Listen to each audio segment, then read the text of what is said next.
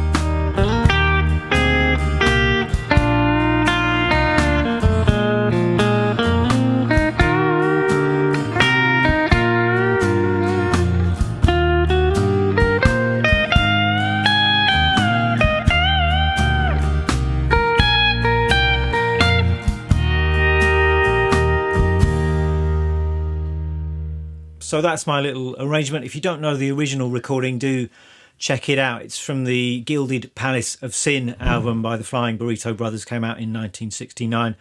And they were a band fronted by Graham Parsons and Chris Hillman, both of whom used to be members of the Byrds.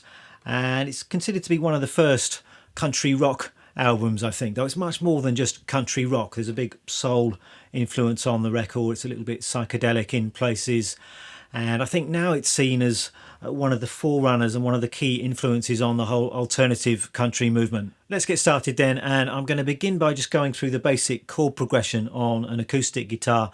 And then for those of you who just want to be able to strum through the song, maybe sing along to it, then you'll be able to do that. It's actually quite a nice beginner-friendly tune. And then I'm going to get into what I was doing in my arrangement and talk about some of those country guitar techniques and devices. This one's in the key of E flat, but I believe on the recording they're probably using a capo at the first fret. That means you can play the tune just using simple beginner-friendly chords. So just D, A, and G. So D is the home chord, that's the 1 chord. Then we've got the 5 chord, which is A, and the 4 chord, which is G. And the whole thing has got kind of a 3/4 country waltz kind of a feel. So as far as the strumming goes, I'm just doing it like this.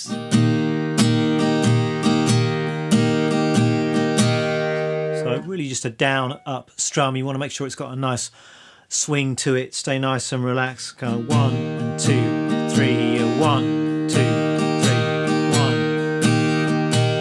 And then the introduction goes like this. We're starting on D,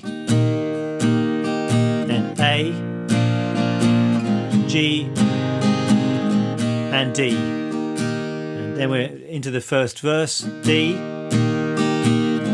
A, D to G,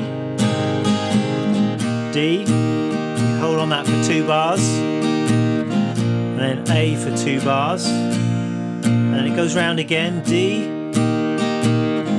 A, D, to G, and it ends a little bit differently, D,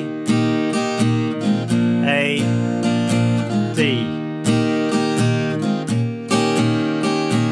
And then if you like, you can just throw in a D7 there just to take it into the chorus. You don't have to do that, you could just stay on D, but I think the D7 sounds nice there. Then we've got the chorus which starts on G, and A to D, G. It seems like this whole town's insane, which is G, D, A. And if you like, you can also throw in a 7th chord there as well, so an A7, just to kind of go into the second part of the chorus. Then we've just got G, A, D, G.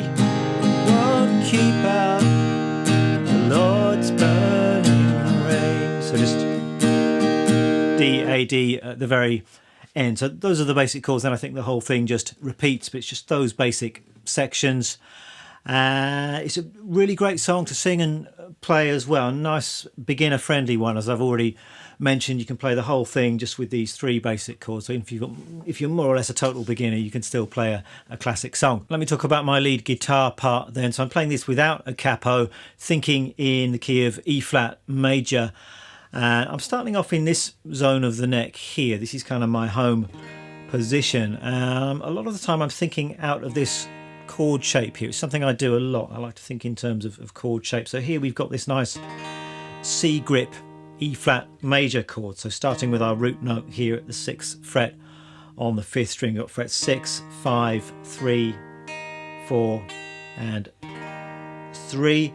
And there's a little introduction, and I'm just playing some triads. So within that bigger chord shape, we just got this little triad grip here. So G, B flat and E flat. It's a first inversion E flat major triad. That's our 1 chord. And then I'm going to the B flat chord. This is the 5 chord. And once again, within that chord shape, we've got this triad grip. I'm just adding in some extra melody notes with my little finger. Taking that down 2 frets to A flat major, that's our 4 chord. And then back to 1 again. What I'm doing there is I'm just using a volume pedal to swell into those triads, just to give you that kind of faux pedal steel country sound. So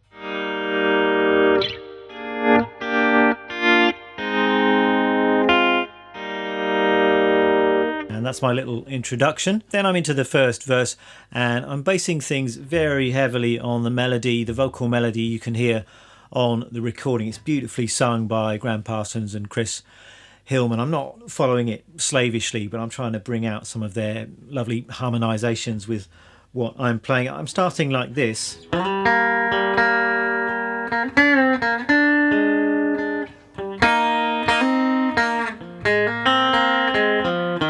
So here, so little double stop. This is a 3rd shape, a minor 3rd, but it's coming out of my chord shape. This is why I like sort of basing things on these chord shapes. You've got these big structures, but within those bigger structures you've got triads, you've got 3rds, you've got 6ths, 5ths. So here is this little minor 3rd shape, but it's giving me the major 3rd and the 5th of our 1 chord. And then a little bend. That's my next melody note, which is this D. And I'm harmonising it with this note here. That's the flat 7. So that's giving you that 5 dominant 7 sound. You can again think about chord shape here. So B flat, there's your B flat 7. Within that chord shape, got that little tritone structure, which sort of gives you the essence of that dominant 7th sound. And then I've got this. So this is a little kind of soul lick coming out of my chord shape.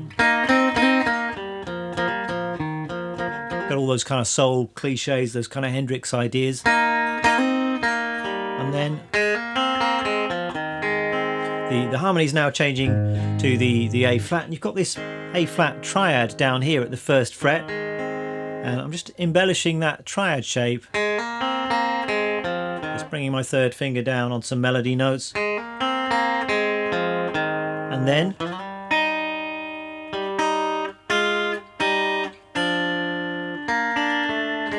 so some 6 now, so 5 on the D and 4 on the B. But these are chord tones. It's the 3rd and it's the root of our 1 chord. It's coming out of that chord shape once again. So just going up here, down, and then hitting the 5th and the 3rd of our B flat chord. And then I want to hear that dominant 7th sound. So a good trick here is if you've got the root of your chord, you can just take that chromatically down to the flat 7 to give you that dominant 7th sound. So the root going chromatically down to the flat 7. I'm keeping this D, that's the 3rd on top. And then I'm continuing like this.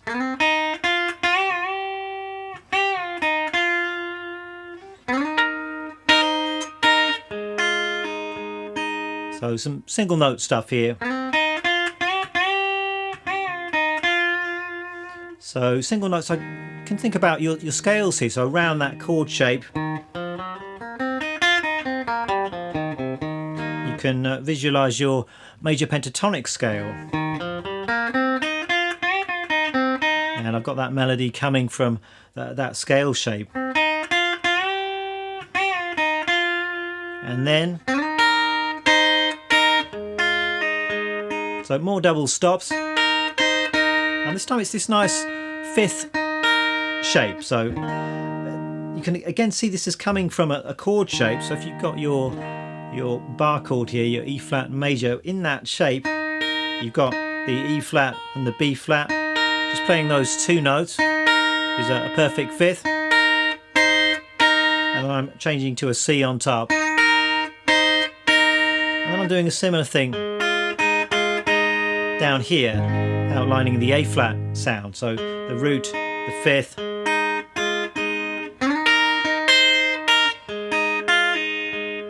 and with these shapes, with most of the double stops that I'm playing in this piece, I'm using hybrid picking. It works really well for 3rds, for 6ths, for 5ths, particularly where you've got a string skip. And what I'm doing is playing the lower note with the pick and then the higher note with the middle finger of my picking hand. And then the verse finishes like this.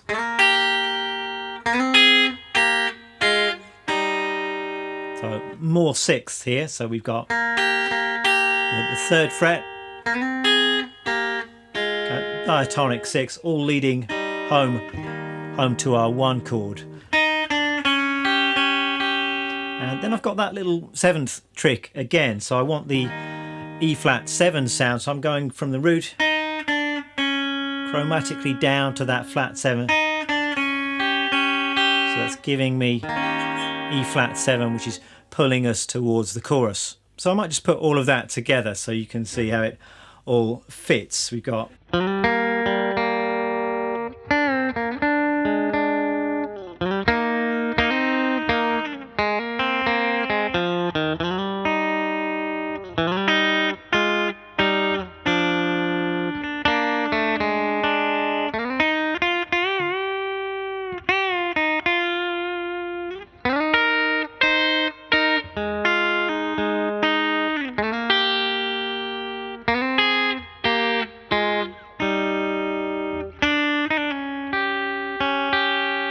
then for the chorus, I'm moving into a higher register, and I'm thinking more out of this shape here. So this E flat major bar chord grip, starting with some 3rds.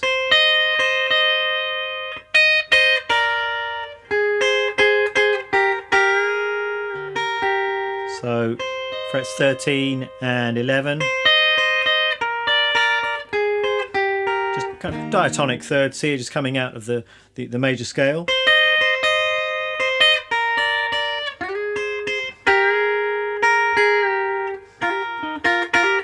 just on that last little double stop, you can just give it that country bend treatment. So I'm bending the 12th fret up a semitone. It's giving you that kind of sus4 sound, and then a little kind of Hendrixy double stop fill. Then I'm playing this.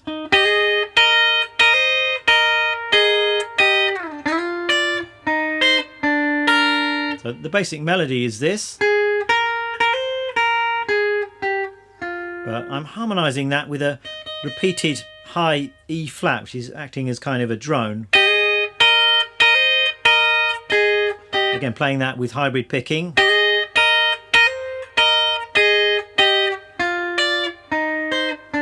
And some more 6, kind of taking us to the B flat chord. It's a kind of again, another little country cliche. I'm seeing those 6s as attached to this chord shape. It's just the top part of this chord. Take it up and down again. And then we've got this.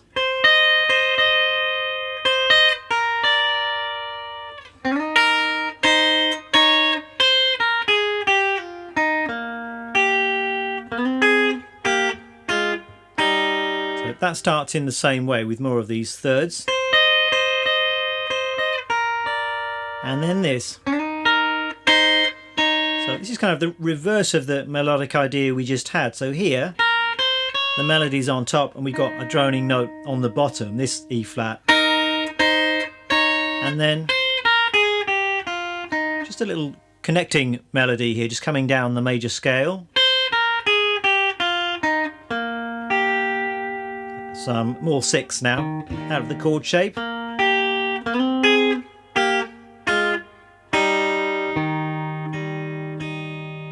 So that's the chorus. Let me just put all of that together for you.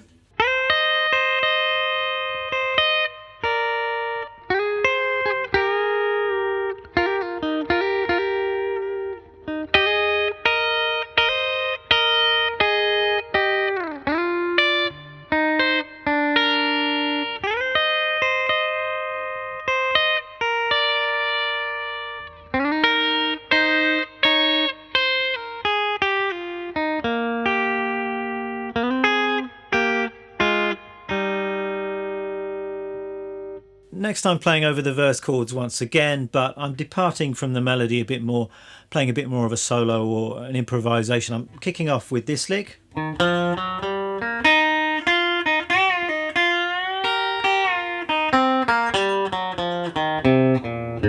really just running up that major pentatonic scale.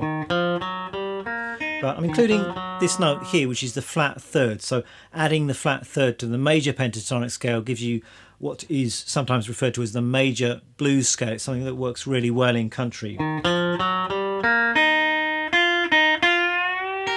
I've got this classic kind of country bending idea as well. So I'm bending an F up to a G, but I've got this B flat on top. So really nice country sound. We're bending the second up to the major third. And then coming down again.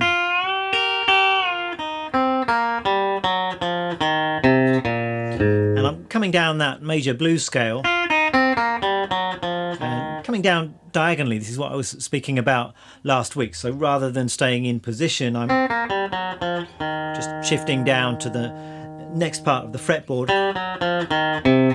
And I'm landing on this note here. I'm including this note because that's the root note of this A flat chord that we're heading to. Then I'm climbing back up again from this A flat.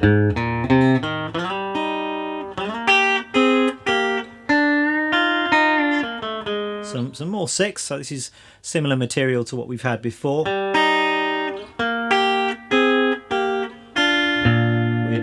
hitting that B flat chord. I'm doing that. This is an idea that we had earlier on. I'm bending the major third up to the 4th for that sus4 sound. And it's that 7th trick once again. So the root coming down to the flat 7. So this is a nice little lick.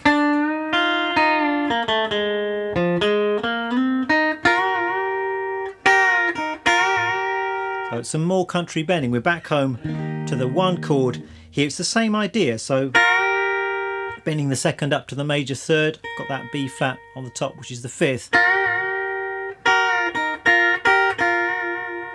And then for the final part of the solo, I'm coming up a bit higher. So here, this is our home chord and scale shape, taken 12 frets higher, taken an octave higher, so coming up that major blues scale. And this is a variation on the country bending idea we had earlier. So again, bending the second up to the third, but this time instead of having the fifth on top, I've got this note here, the A flat on top, which is the fourth,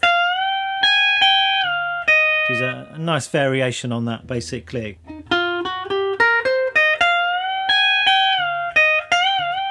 So I'm just giving that note a double bend. I'm coming down on the top string, but I've got this B flat as well, kind of bouncing from the melody down to that note. And once again, ending on a classic country bend. So I'm bending the F up to the G. This time I've got two notes on top. So I've got 11th fret on the B and the high E. And for extra country flavour, you can add a volume swell on that as well. Now, why don't I just put all of that section together?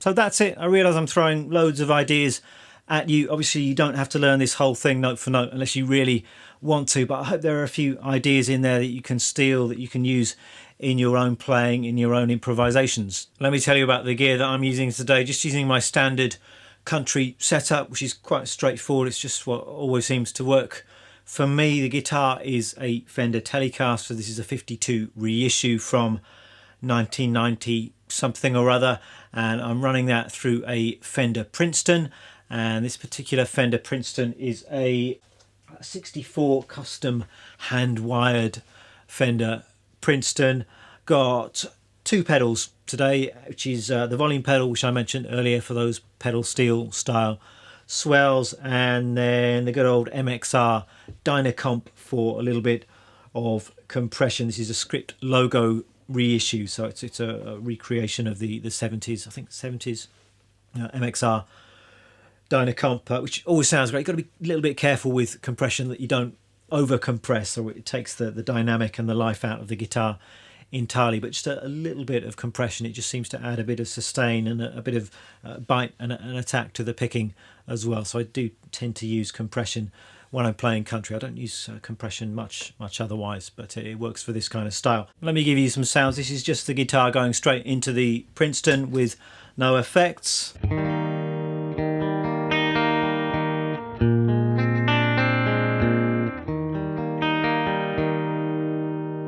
And then switching on the Dynacomp.